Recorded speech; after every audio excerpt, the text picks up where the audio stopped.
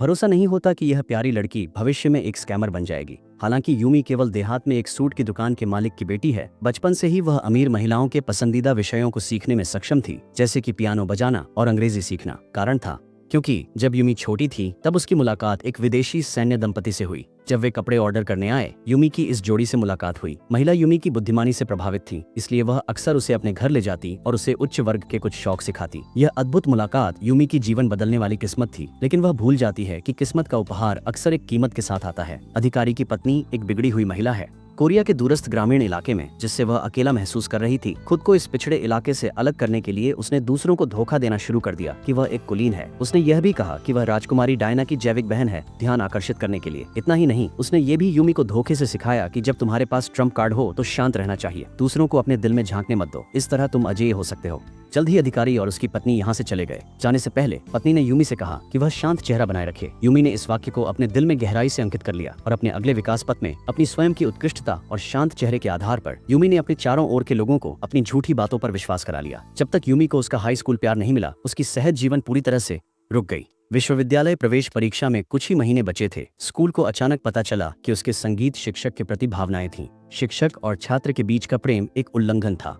अपनी नौकरी बचाने के लिए संगीत शिक्षक ने यूमी को दोषी ठहराया। उसे दोष देने वाला वही व्यक्ति था जिसने उससे संपर्क किया था। यूमी को बहुत दिल का धक्का लगा। ये पहली बार था जब किसी को झूठ बोलने में माहिर इतना आहत किया गया था, दूसरों के झूठ से। अंत में संगीत शिक्षक को सिर्फ उनकी नौकरी से निलंबित किया गया, लेकिन यूमी को तुरंत स्कूल बदलना पड़ा। सुबह सुबह वह अपने पिता के साथ सियोल जाने के लिए अपने गृहनगर से निकली, पढ़ाई के लिए। नई स्कूल शुरू में यूमी को स्वीकार नहीं करना चाहती थी, लेकिन उसकी उत्कृष्ट ग्रेड को देखते हुए उन्होंने नियमों को तोड़ दिया। शिक्षक की सिर्फ एक मांग थी कि यूमी दोस्त नहीं बनाएगी, बल्कि केवल पढ़ाई पर ध्यान देगी। उसके पिता ने यूमी के लिए एक कमरा ढूंढा और जीवन यापन के खर्चे छोड़कर सियोल से चले गए, अपने परिचित गृहनगर से दूर। यूमी ने अपनी मूल जीवन शैली खो दी। उसके आसपास जीवन जीने के अवसर नहीं थे। यूमी ने प्रशंसा खो दी और निराशा में डूब गई। उसकी आंखों में अब वह आत्मविश्वास नहीं था। उसके अंक तेजी से गिर गए, इसलिए वह कॉलेज में प्रवेश नहीं कर पाई। कॉलेज प्रवेश परीक्षा के परिणामों की घोषणा के बाद यूमी निराशा में डूबी हुई थी, क्योंकि वह पास नहीं हो पाई। फिर उसके पिता ने फोन पर बताया कि उसकी मां अल्जाइमर रोग से पीड़ित हैं। उन्होंने यूमी से घर आने और मिलने के लिए कहा।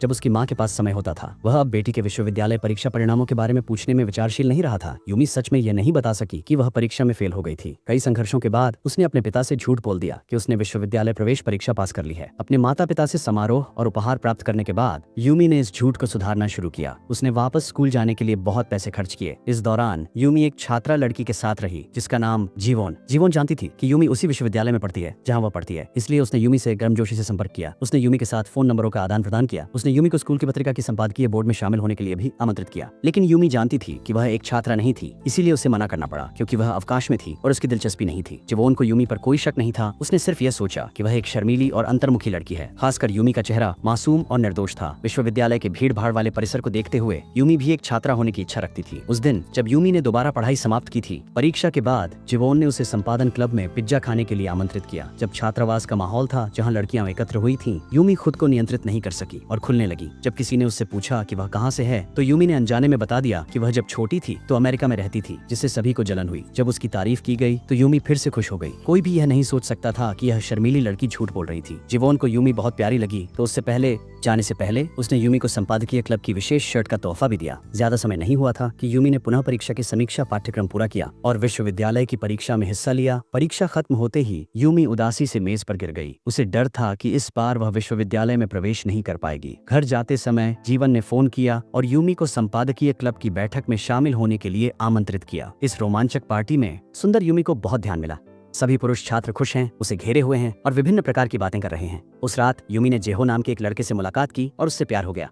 कुछ दिनों बाद परीक्षा तैयारी शिक्षक ने यूमी को बुलाया और उसे बताया कि उसे मेडिकल स्कूल जैसी कठिन विद्यालय के लिए लक्ष्य नहीं बनाना चाहिए, वरना वह फिर से असफल हो जाएगी। पर यूमी तीसरी बार परीक्षा की तैयारी करना पसंद करेगी, बजाय किसी तीसरे दर्जे के विश्वविद्यालय में प्रवेश करने के। जब यूमी और जेहो कुछ समय तक प्यार में रहे, तो एक दिन जेहो ने उसे बताया कि उसे न्यूयॉर्क में एक्सचेंज स्टूडेंट बनने का अवसर मिला है। वह यूमी को छोड़ने का साहस नहीं कर सका, इसलिए उसने उसे अपने साथ ले जाने की पेशकश की। स्नातक होने के बाद दोनों शादी कर लेंगे। उसने अपनी माँ से यूमी का जिक्र किया। उसके परिवार वाले भी इस भावी बहू से मिलना चाहते हैं। अंततः उस मनचाही जगह जो कि अमेरिका है, वहां जाने की खुशी में यूमी का मूड भी बहुत अच्छा है। लेकिन विदेश में पढ़ाई के लिए बहुत पैसे की जरूरत होती है, इसलिए यूमी को घर जाकर अपने पिता से मदद मांगनी पड़ी। उसके पिता ने अपनी बेटी को विदेश में पढ़ाई के लिए पर्याप्त धन जुटाने की कोशिश की, जैसे ही वह बोर्डिंग से पहले थी। किस्मत ने अचानक यूमी के साथ मजाक किया।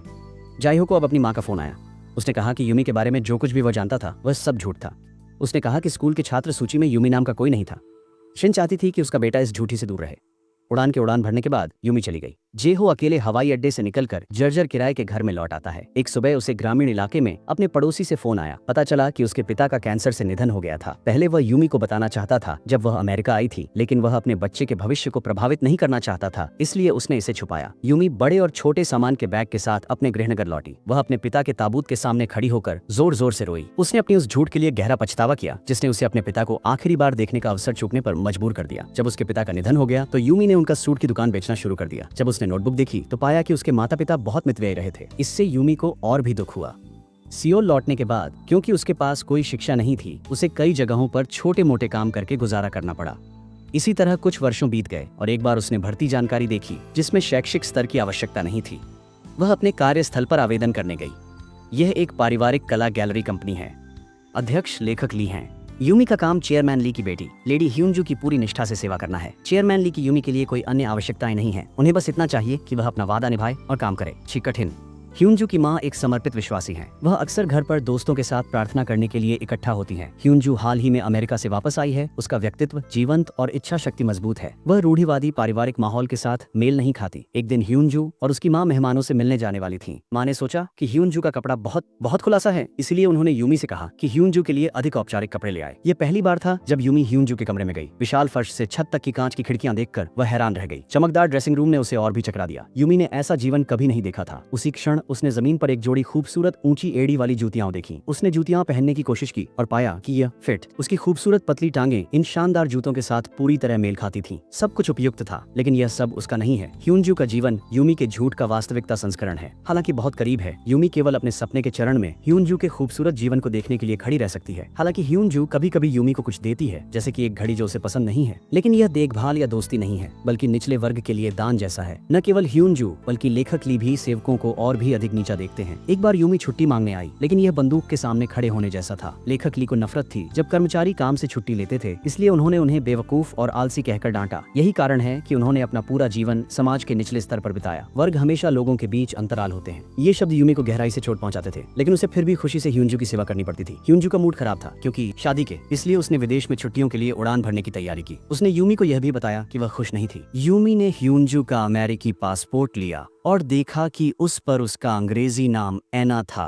यह देखकर कि उसका वीजा 1 महीने में समाप्त होने वाला था। यूमी ने इस बारे में ह्यूनजू से बात की, लेकिन ह्यूनजू ने पासपोर्ट जमीन पर फेंक दिया और यूमी से कहा कि इसे दोबारा बनवा लो। उसे ये छोटी छोटी बातें मत बताओ जिससे उसका सिर दर्द और बढ़े। यूमी ने पासपोर्ट उठाया और बिना किसी भाव के चली गई। उसके दिल में कई वर्षों से दबा हुआ गुस्सा जल रहा था। खूबसूरत कल्पनाएं वास्तविकता के कारण धुंधली हो गई हैं। वर्षों की पीड़ा ने उसकी प्रकृति बदल दी है। उसने लंबे समय से एक समृद्ध जीवन की इच्छा की है। उस रात यूमी ने गैलरी से पैसे और ह्यूनजू का पासपोर्ट लिया। जब बर्फ गिर रही थी, वह इस कला संग्रहालय से निकल गई। उसने ये तय कर लिया कि वह जो चाहती है उसे पाने के लिए हर हाल में कोशिश करेगी। बचपन से ही उसका जीवन का सिद्धांत रहा है, जब तक वह करना चाहती हूँ मैं करूंगी। गैलरी से भागने के बाद यूमी अपनी माँ से मिलने अपने गृहनगर वापस गई। अगली सुबह यूमी जागी और उसने अपना फोन चालू किया और कई कॉल और संदेशों को अनदेखा करते हुए अपनी माँ को खोजने लगी। चिवोन का नाम देखकर उसने एक पल सोचा और फिर कॉल बटन दबाया। चिवोन की नजरों में यूमी की छवि अभी तक नहीं गिरी थी। वह चिवोन का फायदा उठाना चाहती थी, जो एक पत्रकार था और जिसके पास संपर्कों का विस्तृत नेटवर्क था, ताकि वह उसे नौकरी खोजने में मदद कर सके। उम्मीद के मुताबिक चिवोन ने यूमी को एक अच्छी नौकरी से परिचित कराया, जो एक आर्ट क्राइम स्कूल में शिक्षक के रूप में काम कर रही थी। अपना रिज्यूमे भरते समय यूमी ने ह्यूनजू का पासपोर्ट खोला और दूसरे व्यक्ति की सारी जानकारी भर दी। उसने इंटरव्यू से पहले अपना अंग्रेजी नाम एना इस्तेमाल किया। यूमी ने अपने बालों को एक अमीर महिला जैसा बनाने की कोशिश की। उसने एक ब्रांडेड पोशाक किराए पर ली ताकि एक छवि बना सके। जीवन का परिचय और साथ ही ह्यूनजू की शैक्षणिक क्षमता के कारण उसे परीक्षा तैयारी स्कूल के प्रभारी व्यक्ति का तुरंत विश्वास मिल गया। वह तुरंत कक्षाएं लेना शुरू कर सकती थी। जब ब्रांड के कपड़े लौट आए तो यूमी ने ह्यूनजू द्वारा दिए गए भुगतान के रूप में घड़ी ले ली, लेकिन स्टाफ ने उसे बताया कि यह ब्रांड पिछले कुछ वर्षों में नकली घोटाले में पकड़ा गया है। तो अब इस घड़ी पर इंडस्ट्री में एक लेबल है जिसे कोई नहीं चाहता। इस समय यूमी को पता चला कि ह्यूनजू ने क्यों इसे उसे दिया, क्योंकि यह कचरा था जिसे वह अब नहीं चाहती थी। यह अपमान यूमी कभी नहीं भूल पाई। उसने कभी खुद को दबने नहीं दिया। नए काम को जमाने के लिए यूमी ने अपना नाम बदलकर एना करने के लिए आवेदन किया। वह कई अलग अलग अध्ययन विदेश संस्थानों में एक सलाहकार के रूप में गई, ताकि वह यह जान सके कि यह उद्योग कैसा है। फिर उसने उन छात्रों को सूचित किया जिन्हें वह पढ़ाती थी। यह बहुत ही पेशेवर लग रहा था। यूमी की बुद्धिमत्ता और स्वाभाविक अभिनय जिन जिन से उसने संपर्क किया उन सबको धोखा दिया। एक रात एक पड़ोसी ने फोन करके बताया कि एक सड़क निर्माण परियोजना के कारण उसके पिता की सूट की दुकान जब्त कर ली जाएगी, इसलिए यूमी को एक राशि मिलेगी। धन का कुछ हिस्सा वह अपनी माँ को नर्सिंग होम भेजने के लिए इस्तेमाल करती है, बाकी सियोल में एक बेहतर अपार्टमेंट किराए पर लेने के लिए। इसके बाद वह कुछ नकली डिजाइनर कपड़े खरीदने गई ताकि अन्ना के नाम से रहना जारी रख सके। एक ट्यूटरिंग क्लास में काम करते हुए यूमी की मुलाकात एक शिक्षक से हुई जो ह्यूंजू के साथ विदेश में सहपाठी रहा था। हालांकि इस शिक्षक ने ह्यूंजू के बारे में सुना था, लेकिन उसने कभी उससे नहीं मिली थी, इसलिए उसे यूमी की पहचान पर कोई संदेह नहीं हुआ। हालांकि यूमी के पास कोई शैक्षणिक योग्यता नहीं थी, वह एक बहुत अच्छी ट्यूटर थी। उसने जिस छात्र को पढ़ाया वह सफलतापूर्वक कॉलेज में प्रवेश कर सका। इस क्षमता के कारण उसकी पहचान पर संदेह करने वाले लोगों की संख्या कम हो गई। इसी तरह 2 और साल बीत गए। यूमी अपनी झूठ और अभिनय कौशल पर निर्भर करती है उस भ्रमित जीवन को धीरे धीरे पूरा करने के लिए। एक दिन शिक्षक जून यूमी से मिलने आए। वह यूमी को एक प्रसिद्ध स्कूल में लिबरल आर्ट्स टीचर बनने के लिए आमंत्रित करना चाहती थी। इस पद पर बैठने से यूमी के रिज्यूमे में एक और सुनहरा स्तर जुड़ जाएगा। लेकिन मिस जून ने यह भी स्पष्ट कर दिया कि यह एक मुफ्त परिचय नहीं है। यूमी को इस अवसर के लिए कुछ पैसे खर्च करने होंगे। उसे इस अवसर का लाभ उठाने के लिए पूरे घर को किराए पर लेने के बजाय मासिक किराए के घर में बदलना पड़ा।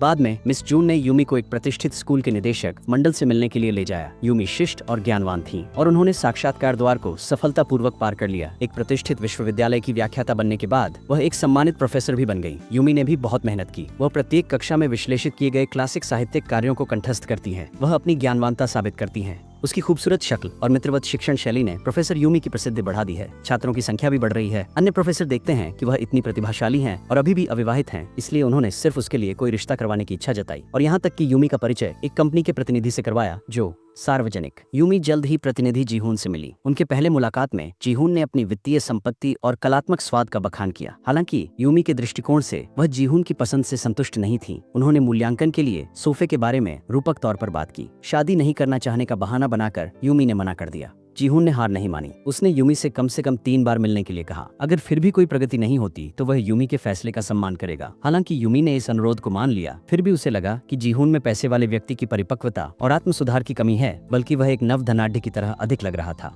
जो केवल कैसे शेखी बघाड़ना जानता है। और यही सच है। जीवन ने यूमी को बताया कि जीहून ने शून्य से फिर से शुरुआत की। उसने शेयर सट्टेबाजी के माध्यम से अपनी संपत्ति बढ़ाई। यद्यपि वह सूचना प्रौद्योगिकी क्षेत्र का व्यक्ति है, उसके पास कोई शैक्षिक योग्यता नहीं है। केवल पैसा आने के बाद ही उसने जीहून की पृष्ठभूमि जानने के बाद एक प्रतिष्ठित स्कूल में जीवन भर की शिक्षा कॉलेज में दाखिला लिया। यूमी को सहानुभूति हुई। वह एक और दृष्टिकोण से देखना चाहती थी कि वह और जीहून समान लोग हैं।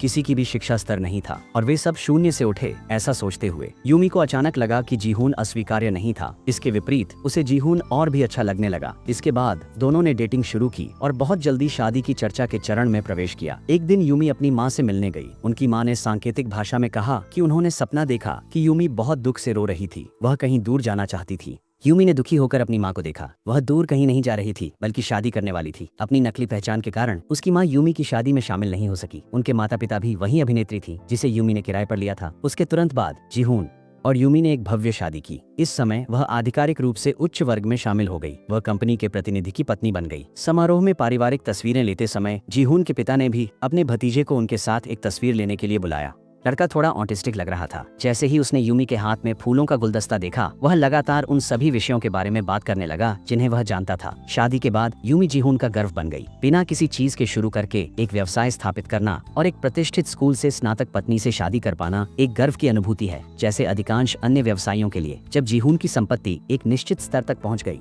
वह मशहूर होना चाहेगा। उसने यूमी को हर जगह अमीरों की बैठकों में शामिल होने के लिए और राजनीति में भाग लेने के लिए ले गया। लेकिन जितने अधिक लोग वह जानता था, उतने ही अधिक लोग नाम सुनते थे। हालांकि यूमी हमेशा चुपचाप साथ देती रही, लेकिन वह फिर भी उम्मीद करती है कि जीहून इस क्षेत्र में भाग नहीं लेंगे। एक दिन जीहून ने एक चित्रकला छात्रवृत्ति पुरस्कृत समारोह में भाग लिया। अगले बोलने वाले एक बाहरी और गूंगी लड़की थी। क्योंकि सांकेतिक भाषा के शिक्षक समय पर नहीं पहुंचे थे, इसलिए यूमी ने स्वेच्छा से उसके लिए अनुवाद किया, यह देखते हुए कि वह बहुत चिंतित थी। यूमी ने उसे सांकेतिक भाषा से सांत्वना दी। यहाँ केवल यूमी ही समझ सकती है कि वह कैसे व्यक्त करती है। बाकी सबको सांकेतिक भाषा समझ नहीं आती। यूमी की बातों ने उसे हंसा दिया। उसने मंच पर खड़े होकर भाषण दिया और फिर उसे स्वीकार कर लिया। बोलने के बाद छोटी लड़की ने यूमी को कसकर गले लगा लिया। इससे दर्शकों और मीडिया की तालियां बजीं। जीहून यूमी से बहुत संतुष्ट थे, क्योंकि एक सफल राजनीतिज्ञ को इसकी सबसे अधिक आवश्यकता थी। एक दिन यूमी जब घर लौट रही थी, वह लिफ्ट में थी, तभी एक लड़की अंदर आई। अप्रत्याशित रूप से वह व्यक्ति ह्यूंजू थी। यूमी की अभिव्यक्ति तुरंत डरावनी हो गई। उसने अपना सिर झुकाना शुरू कर दिया ताकि वह ह्यूंजू की नजर से बच सके, लेकिन ह्यूंजू ने फिर भी यूमी का चेहरा देख लिया। उसने थोड़ी देर सोचा और अंत में यह पूछने के लिए मुंह खोला कि क्या यह यूमी थी, लेकिन यूमी ने टाल दिया और जवाब देने की हिम्मत नहीं की। इस समय उसकी शालीनता और बुद्धिमत्ता, उसकी सामान्य दिनचर्या गायब हो गई थी। जैसे ही वह घर पहुंची, वह डर के मारे जमीन पर बैठ गई और हाँफ रही थी। उस दिन से यूमी ने असुरक्षित महसूस करना शुरू कर दिया। हयुंजू की उपस्थिति ने यूमी के नए जीवन की सुरक्षात्मक परत को दरार कर दिया, खासकर जब उसने खोजा कि हयुंजू शायद उसी इमारत में रहती थी। क्योंकि अगले ही रात दोनों की अप्रत्याशित रूप से फिर से पार्किंग में मुलाकात हुई, उसने तुरंत उनसे पूछा जो लोग एक दिन पहले ने ह्यूंजू के घर पर काम किया ताकि स्थिति का पता चल सके। फिर सीखा कि लेखक ली पिछले साल गुजर गए, उनकी कंपनी भी दिवालिया हो गई थी। ह्यूंजू हाल ही में तलाक के कारण घर लौट आई। कलाकार के पदचिन्हों का अनुसरण करते हुए फैशन उद्योग में कदम रखा। वह विदेश लौटेंगी या नहीं यह स्पष्ट नहीं है। इस खबर ने यूमी की संकट की भावना को और मजबूत कर दिया। अगले दिन घर लौटने के बाद उसने जीहुन को घर बदलने के लिए मना लिया। कारण यह था कि वह एक ऐसे घर में रहना चाहती थी जिसकी खिड़कियां आराम से खोली जा सके। लेकिन जीहुन की घर के बारे में राय सिर्फ इस बात की है कि क्या यह महंगा है और क्या यह स्थिति दर्शाता है या नहीं। घर फिलहाल बिल्कुल वैसा ही है जैसा वह चाहता था। बेशक यूमी की मांग अस्वीकार कर दी गई। यूमी बेबस होकर गई। जीवोन से मिले। जीवोन वास्तव में मीडिया के राजनीतिक विभाग में काम करना चाहती थी। यूमी को हमेशा जीवोन की उसके लिए की गई मदद याद रहती थी, इसलिए यूमी ने उससे पूछकर मदद की। जीहुन ने परिचय कराने में मदद की। जीहुन ने कहा कि वह व्यवस्था कर सकता है, लेकिन हर चीज की एक कीमत होती है। बदले में वह चाहता था कि यूमी यहाँ और वहाँ पत्नियों के साथ जाए, अन्य पार्षदों के साथ संबंध बनाने के लिए। हालांकि यूमी को यह पसंद नहीं था, लेकिन उसे सहमत होना पड़ा। हालांकि जीहुन हमेशा रहने के नारे के साथ राजनीति में हिस्सा लेना चाहता है। निजी रूप से उसका व्यक्तित्व घमंडी और दबंग है। वह ग्राहकों की शिकायतों को नजरअंदाज करेगा, वह अपने पड़ोसियों की शिकायतों को नजरअंदाज करेगा और रात में ड्रिल का इस्तेमाल करेगा। वह कुछ सेकंड की देर से आने वाले ड्राइवर को भी मारेगा, उसका मुंह निर्देश देने वाले शब्द उच्चारेगा और उस व्यक्ति को अपमानित करेगा जिसने बिल्कुल वही किया था जो ली ने उस साल किया था। इस दृश्य ने यूमी को बहुत असहज कर दिया, जैसे वह अपने पुराने स्वरूप को याद कर रही थी। किसी दिन वह छात्र जिसे यूमी ने पहले ट्यूशन दिया था उससे मिलने आया और अमेरिकी स्नैक्स भी लाया, जिन्हें यूमी ने कहा था कि उसे खाना पसंद है। यूमी ने हृदय में कई मिली जुली भावनाओं के साथ छात्र का धीरे से धन्यवाद दिया, क्योंकि जीहुन ने टालने के लिए घर बदलने से इनकार कर दिया। दिमाग यूमी को हर दिन सीढ़ियों का इस्तेमाल करना पड़ता था। यह कुछ समय से ऐसा ही था, लेकिन एक बार सुरक्षात्मक शील्ड पर दरार आ जाती है तो वह केवल बढ़ती है। उस दिन यूमी ने जैसे ही सीढ़ियों से बाहर कदम रखा, उसने ह्यूंजू को स्कूल से एक पत्र पकड़े देखा और उससे पूछा कि यह सब क्या है। स्कूल पर लिफाफा स्पष्ट रूप से स्कूल का था जहां ह्यूंजू गई थी। यूमी का अंग्रेजी नाम भी अन्ना बन गया। ह्यूंजू की पूछताछ के तहत यूमी के पास पूरी कहानी बताने के अलावा कोई और चारा नहीं था। वह ह्यूंजू के सामने घुटनों पर बैठ गई और कहा कि वह रोक देगी, उसे बस चाहिए। ह्यूंजू ने यूमी से 3 अरब वॉन तैयार करने के लिए कहा।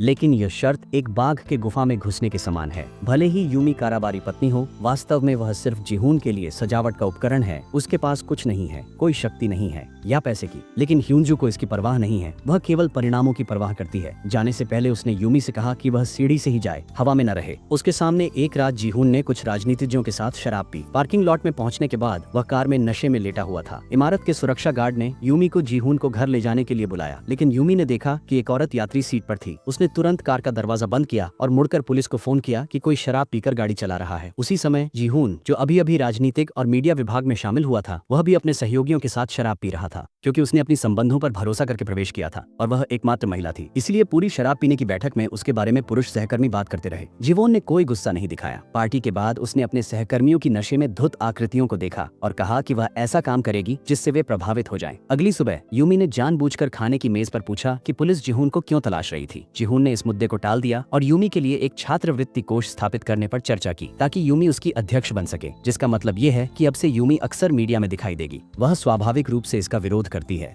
लेकिन जीहुन कहते हैं कि पैसा और सत्ता का महत्व तभी है जब दूसरों को दिखे, खासकर चुनावों में। ये सुनकर यूमी ने कुछ नहीं कहा। इस समय वह महिला जो पिछले रात जीहुन के साथ थी घर का दरवाजा खोलती है। जीहुन ने कहा कि वह आज से काम पर जाएगी और काम से अपनी सचिव के साथ बाहर निकलना। जब सचिव ने यूमी को देखा तो उसने तुरंत अपना परिचय दिया। विडंबना यह थी कि सचिव का नाम भी यूमी था। 3 अरब रुपए पाने के लिए ह्यूंजू द्वारा मांगी गई राशि के लिए यूमी अपने दिमाग में हलचल मचाने लगी। एक दिन घर की नौकरानी ने कल छुट्टी लेने की इच्छा जताई, लेकिन कल वही दिन था जब जीहुन राजनेताओं को अपने घर पर डिनर के लिए आमंत्रित करने की तैयारी कर रहा था। ये स्वाभाविक रूप से यूमी को और भी अधिक गुस्से में। वह आमतौर पर एक कोमल व्यक्ति थी और अचानक उसे जोर से डांटा। वह खुद को रोक नहीं पाई और लेखक ली और जीहुन की तरह डांटने वाले शब्द कहे। उसने कहा, निचले वर्ग के लोग उसके लिए अधिक परेशानी क्यों पैदा करते हैं। यह डांट निकल गई। यूमी ने देखा कि उसने भी अनजाने में इस निम्न वर्ग से पहले ही घृणा की थी। भले ही यह एक नौकरानी के जीवन में एक बड़ा घटना थी, यह उच्च वर्ग के दैनिक खाने पीने जितनी महत्वपूर्ण नहीं थी। जब यूमी अपना आपा खो बैठी तो उसे पता नहीं था कि सचिव चुपचाप कब पास खड़ा हो गया। यूमी धीरे धीरे शांत हो गई। अंत में यूमी ने नौकरानी की छुट्टी का अनुरोध मान लिया। सचिव यूमी को लेने आया और उसे लेकर गया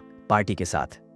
रास्ते में उसने सचिव से बात की। यूमी ने कहा कि जीहून के पास काम करना बहुत कठिन होगा, लेकिन जैसे ही सचिव ने बात की उसने केवल अच्छी बातें ही कही। यूमी ने शांति से कहा कि वास्तव में हर कोई झूठ बोलना जानता था। वह बहुत अच्छी तरह जानती थी कि जीहून कैसे व्यक्ति थे। रेस्तरां के बाहर गाड़ी पार्क करते समय सचिव ने यूमी को कार से बाहर निकलने के लिए जल्दी नहीं की, लेकिन वह यह जांचना चाहता था कि क्या सभी मेहमान यहाँ हैं। इस कदम ने यूमी को पुराने दिनों की याद दिला दी, जब वह ह्यूंजू की सेवा करती थी। वह अक्सर समारोह में सभी मेहमानों की उपस्थिति की पुष्टि करने जैसे कामों में उनकी मदद करती थी। सचिव अब अतीत की युगी का प्रतीक है। आज रात राजनेताओं के लिए डिनर पार्टी है। जीहून ने बस वाइन टेबल पर एक बोल्ड बयान दिया। अगले ही क्षण सचिव को एक कॉल मिला और उसने चुपचाप उससे कुछ कहा। जीहून के चेहरे की खुशी धीरे धीरे कम हो गई। कल जीहून और जीहो मिले। जब से जीहो अमेरिका से वापस आया दोनों का संपर्क था, लेकिन उस दिन जीहो ने पहल की थी क्योंकि उसे लगा कि उसे जीहून को कुछ बताना है। जैसे ही वह बैठा जीहो ने तुरंत फोन निकाला। उस पर जीहून के बारे में एक समाचार लेख था और यूमी। जीहो ने पूछा कि क्या यह अन्ना है, उसकी उस समय की गर्लफ्रेंड। जीहून ने सिर हिलाया। उसने सोचा कि जीहो को अभी भी अतीत का रिश्ता याद है। अप्रत्याशित रूप से जीहो ने एक चौंकाने वाली कहानी बताई। यूमी कभी कॉलेज की छात्रा नहीं थी, बल्कि वह थी जो कॉलेज प्रवेश परीक्षा 3 बार असफल हो गई थी। डेट करने के बाद उसे पता चला कि यूमी झूठ बोलती है। जब जीहून ने यह सुना तो वह अचानक स्तब्ध हो गई। उसने अविश्वास के साथ जीहो से पूछा, ये कैसे हो सकता है? हालांकि उसे इस पर यकीन नहीं हो रहा था। जीहो के पास ऐसा कहने की वजह थी। जीहून ने अपने न्यायप्रिय सिद्धांत का पालन किया और यूमी की पृष्ठभूमि की जांच करना शुरू किया। सबसे पहले उसने उसके विश्वविद्यालय को फोन किया, ये जांचने के लिए कि उस साल जो छात्र भर्ती हुए थे उनमें कोई यूमी जैसा था या नहीं। नतीजतन स्कूल ने पाया कि कई लोगों का नाम जीहून था, लेकिन किसी ने ललित कला विभाग से स्नातक नहीं किया। जीहून ने हार नहीं मानी और नाम एना की जांच की, फिर भी उसे ऐसा व्यक्ति नहीं मिला। जीहून उस मकान मालिक के घर गई जहां वह कॉलेज के समय किराए पर रहती थी। उसने बहुत सी बातें भी सुनी और भी आश्चर्यजनक बात यह थी कि मकान मालिक यूमी से बहुत प्रभावित थी, क्योंकि उस समय यूमी का अंतिम 2 महीने का किराया बकाया था और वह जल्दी अमेरिका चली गई थी। यहाँ तक कि पीछे सफाई के लिए गंदगी छोड़ गई थी। फिर मकान मालिक खुद यूमी के गृहनगर जाकर उसके पिता से किराए के पैसों की मांग की। मकान मालिक के विवरण के अनुसार यूमी का गृहनगर एक ग्रामीण शहर में है। उसके माता पिता ने एक बनियान की दुकान खोली। परिवार अमीर नहीं लगता। यूमी के जीवन का अनुसरण करते हुए जीवोन उस कला कक्षा तक पहुंचे जहां यूमी पहले काम करती थी। जिम्मेदार व्यक्ति ने यूमी के कार्य प्रदर्शन को याद किया। उसकी ट्यूशन क्षमता उत्कृष्ट थी। उसने कई छात्रों को प्रसिद्ध स्कूलों में प्रवेश दिलाने में मदद की है। अगर कुछ अजीब कहना हो तो केवल यूमी की अंग्रेजी थोड़ी अजीब है। जीवन ने यूमी द्वारा नौकरी के लिए आवेदन करते समय भेजी गई व्यक्तिगत जानकारी और शैक्षिक प्रमाण पत्र देखने के लिए कहा। दूसरी ओर पैसे कमाने की कठिनाई यूमी को घेरे हुए थी। एक दिन पार्किंग में यूमी ने ह्यूंजू को फोन पर बात करते हुए देखा और फिर घर में जाने की कोशिश की। यूमी ने एक्सीलरेटर दबाया और कार की ओर दौड़ी। आगे बढ़ते हुए चाहती थी कि प्रतिद्वंद्वी बस गायब हो जाए, लेकिन जब वह ह्यूंजू से टकराने वाली होती है तो यूमी का साहस खो जाता है। ह्यूंजू ने भी उसे जीहून के साथ समझौते के कारण हंसाया। यूमी दूसरों की पत्नियों से मिलने लगती है। सांसद संबंधों को आकर्षित करते हैं, जैसे अन्य राजनेताओं की पत्नियां अपने पतियों को अधिक शक्ति प्राप्त करने के लिए सिर्फ उपकरण होती हैं। तथाकथित निकट संबंध केवल उनके लिए होते हैं कि वे विभिन्न लेन देन में मदद कर सकें। राजनीतिक स्थिति का अनुसरण करने वाला एक नया व्यक्ति। हाल ही में जीहून को निश्चित रूप से कई लोग मिले जो उन्हें उपहार देने आए थे, लेकिन यूमी को इस प्रकार का संचार पसंद नहीं था। जो महिला उसे उपहार देने आई थी उसके प्रति उसका रवैया ठंडा था। यहाँ तक कि जब दूसरे व्यक्ति ने यूमी को 1 लाख वॉन दिए तो भी उसे पसंद नहीं आया। उस रात जब यूमी अचानक पार्किंग में ह्यूंजू से मिली, उसने सीधे दूसरे व्यक्ति को 1 लाख वॉन दिए, कहते हुए कि उसने अपनी पूरी कोशिश की। लेकिन ह्यूंजू ने ध्यान नहीं दिया, तुरंत पैसे जमीन पर फेंक दिए। उसने कहा कि अगर तुम्हारे पास पैसे नहीं है तो अपने पति से पूछो, या अगर तुम्हें मुंह खोलना नहीं आता तो मुझे तुम्हारी मदद करनी चाहिए। भले ही ह्यूंजू ने धमकी दी, यूमी को अपने वाक्य में एक आशा की किरण मिली। घर लौटने के बाद उसने उन सांसदों की पत्नियों की सूची बनानी शुरू की जिनसे उसे मिलना था। अगर हर कोई पैसे दान कर सकता तो वह आसानी से 3 अरब कमा लेती। यूमी का रुख उन सांसदों की पत्नियों के प्रति पूरी तरह बदल गया था। उसने अपनी दोस्ताना पक्ष दिखाने की पूरी कोशिश की ताकि सांसदों की पत्नियां उससे संतुष्ट रहें। जब उसने दूसरी पत्नियों द्वारा लाए गए पैसों के बैग देखे तो यूमी धीरे धीरे अधिक सहज हो गई।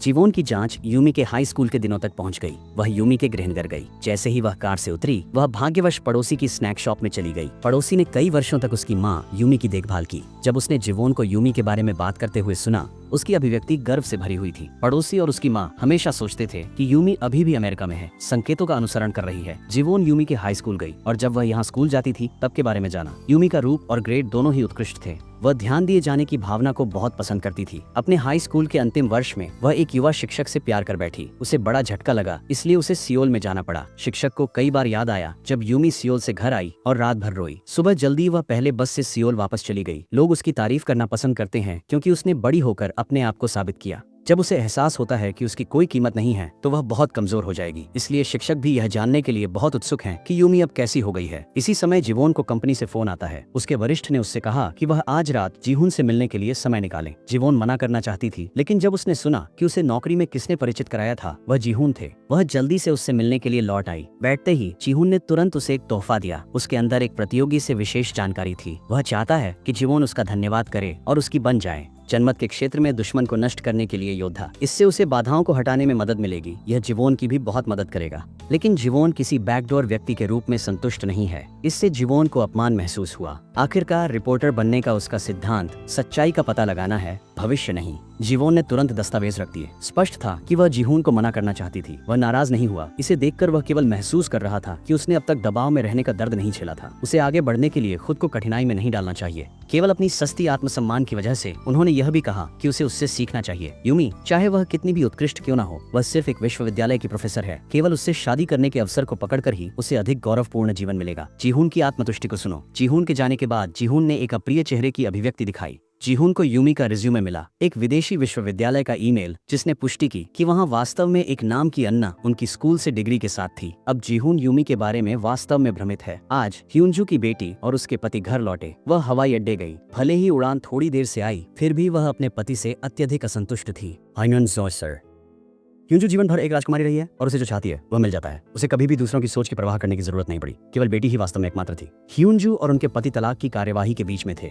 जैसे ही ह्यूनजू अपनी बेटी से मिली, उसने खुशी से इस बच्चे को गले लगाया और चली गई, अपनी माँ और पति को उनका सामान घसीटने के लिए छोड़कर। पति तलाक की कार्यवाही पूरी करने का इंतजार नहीं कर सकता ताकि बेटी के सियोल लौटने के बाद उसे फिर से ह्यूनजू को न देखना पड़े। ह्यूनजू ने उसके लिए कई खिलौने और कपड़े खरीदना शुरू कर दिया। उसने खुशी खुशी उसे घर ले जाकर खेला। वास्तव में घर लौटने के बाद ह्यूनजू का जीवन बहुत अच्छा नहीं है। इस जीवन में वह केवल पैसे खर्च करती है, पैसे कमाती नहीं। लेखक ली की मृत्यु के बाद उसने लगभग अपने परिवार की सारी संपत्ति खो दी। अपनी माता को बिना बताए उसने 3 अरब वॉन उधार लिए रियल एस्टेट को गिरवी रखकर। यही कारण है कि उसने 3 अरब की मांग पर जोर दिया। जीहुन के सियोल के मेयर के उम्मीदवार चुने जाने के तुरंत बाद यूमी ने अपने पति को फूल देने के लिए मंच पर कदम रखा। सभी ने कैमरे के सामने जोड़े की स्नेहपूर्ण तस्वीरें ली। कैंपेन टीम ने अन्ना का नाम जपना शुरू किया, लेकिन वह सिर्फ जीहुन के बगल में शांत बैठी रही। उनके दिल में उन्हें जरा भी खुशी महसूस नहीं हो रही थी। जीहुन और उनके साथी पूरी रात जश्न मनाते रहे। यूमी इसे और बर्दाश्त नहीं कर पाई तो वह पहले घर चली गई। सचिव ने यूमी को घर पहुंचाने के बाद वह पार्टी में जल्दी पहुंची। उसके काम में एक जैविक घड़ी जैसी होनी चाहिए। जीहुन जब लिफ्ट में दाखिल हुआ, थकी हुई सचिव फर्श पर बैठ गई। यूमी के घर में भी स्नान करने की ताकत नहीं थी। वह जमीन पर लेट गई और सो गई। चाहे उच्च वर्ग में हो या निम्न वर्ग में, यूमी का नाम हमेशा एक व्यर्थता का प्रतीक है। उसकी चमकदार उपस्थिति के नीचे हमेशा एक गरीब आत्मा है जो पैसे और ताकत से कुचली जाती है। अगले दिन यूमी जाग गई और कई अन्य महिलाओं से मिलने लगी और अधिक लोग उपहार देने आए। यूमी ने कुछ ही शब्द बोले और बड़ी रकम कमा ली। इसने उसे उसकी जिंदगी पर शक करवा दिया। रात में यूमी पाचन की दवा खरीदने के लिए फार्मेसी गई और टीवी पर देखा कि एक 30 साल की महिला जीवन से निराश होकर कार में कोयला जलाकर खुदकुशी कर ली। घर वापस जाते समय यूमी गलती से समाचार में मृत महिला के घर के पास से गुजरी और उदास महसूस करने लगी। वह स्वयं को भावुक होने से रोक नहीं पाई। अगर उसने सभी तरह के झूठ नहीं बुने होते, शायद वह ऐसे परिणाम की ओर ले जाने वाले रास्ते पर नहीं जाती। अपार्टमेंट में दाखिल होने पर उसने सीढ़ियां नहीं चढ़ी बल्कि लिफ्ट का बटन दबाया। यूमी घर लौटी और एक 30 वर्ष की महिला के बारे में खबर देखी जिसने कोयला जलाकर आत्महत्या कर ली। और यह मृत व्यक्ति ह्यूनजू थी। उसे याद आया कि ह्यूनजू ने पहले उसे ब्लैकमेल किया था, इसके पहले कि ह्यूनजू छोड़कर जाती और यूमी से कहती कि सीढ़ियां चढ़ते रहने और उसके सामने न आने का। यूमी ने निष्कर्ष निकाला कि इतनी घमंडी ह्यूनजू आत्महत्या नहीं कर सकती। जीहुन उसके तुरंत बाद घर लौट आया। उसने यूमी से पूछा कि उसने आज इतने महत्वपूर्ण मौके पर हिस्सा क्यों नहीं लिया। उसने कहा कि उसके पास मेहमान थे। आखिरकार ऐसे मौकों पर यूमी को बस वहाँ फूलदान की तरह चुपचाप बैठना पड़ता है। यहाँ तक कि अगर वह अनुपस्थित है तो यह कोई बड़ी बात नहीं है। वह यूमी के प्रति उसके रवैये से संतुष्ट नहीं है। पिछली बार जब जीहुन ने ड्राइवर को निकाल दिया था, उसने वही बात कही थी। ये देखते हुए कि यूमी ने खुलकर उसका विरोध किया और थी, अब वह आज्ञाकारी नहीं थी। उसने यूमी से अपनी शिक्षण नौकरी छोड़ने के लिए कहा, परंतु यूमी ने उसे सुनने का कोई इरादा नहीं किया। ये देखकर कि जीहुन ने अपने सचिव को यूमी के पास भेजा, पर वास्तव में उसकी हर गतिविधि पर नजर रखना चाहता था। अगले दिन जीहुन और उसकी पत्नी स्कॉलरशिप फंड स्थापित करने के लिए कार्यक्रम में शामिल हुए। मंच पर यूमी ने शालीनता से बात की, जीहुन के चेहरे पर चमक बढ़ाई और एक पुरस्कार भी जीता। इसके अतिरिक्त जीहुन ने विभिन्न भाषण भी दिए। अपने राजनीतिक आदर्शों को व्यक्त करते हुए एक जोशीला भाषण तुरंत दर्शकों को उत्साहित कर गया। अंत में जीहुन यहाँ तक कि घुटनों के बल बैठ गया, लोगों को छोड़कर।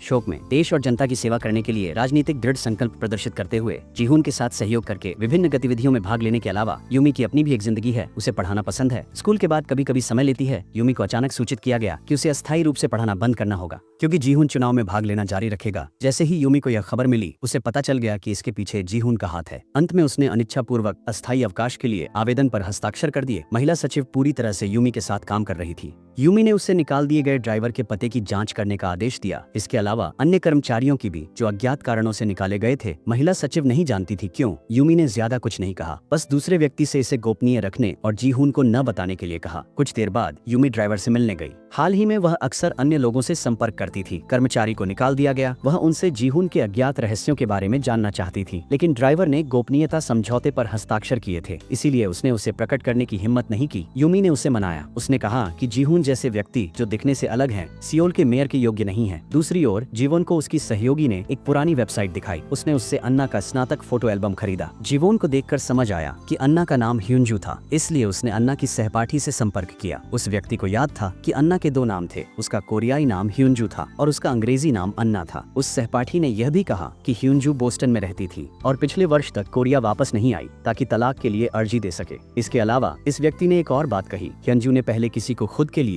एक निबंध, ग्रेजुएशन निबंध लिखने के लिए भी रखा था, रिपोर्टर के रूप में ह्यूंजू की सुरागों का पालन करते हुए।